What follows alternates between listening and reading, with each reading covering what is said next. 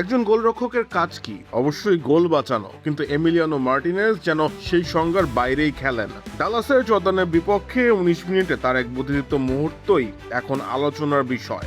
Lionel Messi মাঠে ছিলেন না, আর্জেন্টিনার অধিনায়কের আর্মব্যান্ড ছিল নিকোলাস ওটামেন্দির হাতে, কিন্তু মাঠে নেতৃত্ব দেওয়ার কাজ যেন নিজের হাতে তুলে নিয়েছিলেন এমিলিয়ানো মার্টিনেজ। বক্সের ঠিক বাইরে ফ্রি কিক পেল আর্জেন্টিনা। বলের কাছে জিওভানি লো সেলসো। ঠিক তখনই নিজের গোলপোস্ট ছেড়ে অনেকটা এগিয়ে এলেন এমি মার্টিনেজ।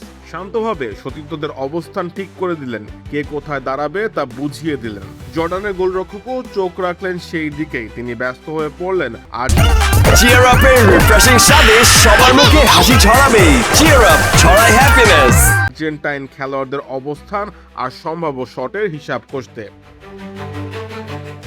আর ঠিক সেই মুহূর্তেই নিজের জাদু দেখালেন লো সেলসো। দুর্দান্ত ফ্রি কিকে বল গোলবারের বাম কোণা দিয়ে জালে জড়ালো। জর্ডানের গোলরক্ষক যেন শেষ মুহূর্ত পর্যন্ত বুঝতেই পারলেন না শটটা ঠিক কোন দিক থেকে আসছে। বাম পাশ থেকে শট নেওয়ার ঠিক আগ মুহূর্তেই ডান পাশে সরে যান তিনি। এমনি সেই ছোট্ট কৌশলই প্রতিপক্ষের মনোযোগ সরিয়ে দিয়েছিল।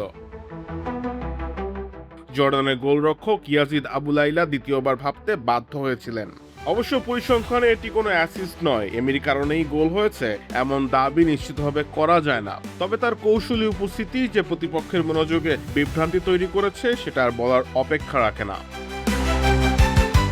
কাউসার মুজিব, অপূর্ব, খেলা ৭১।